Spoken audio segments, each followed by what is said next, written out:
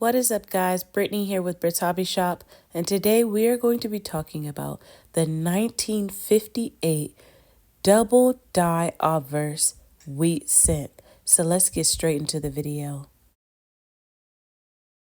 Okay, guys, so a little bit about double die coins.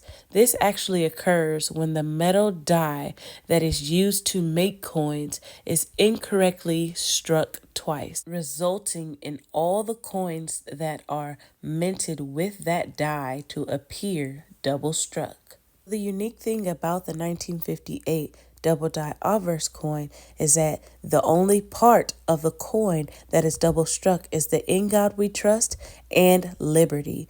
The date 1958 itself is not double struck. So that is very, very unique. It is almost kind of like the 1955 wheat cent, which is a very sought after and highly valuable coin.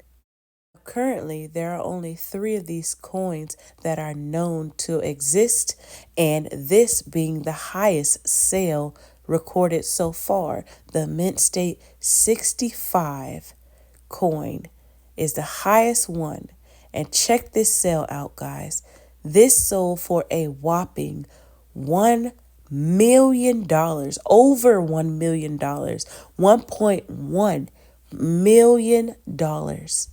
Can you believe it? For a penny, for 1 cent. The auction house where this sold is called Great Collections Auction, and the collector who it belonged to was Stuart Blake, who actually passed away in November of last year.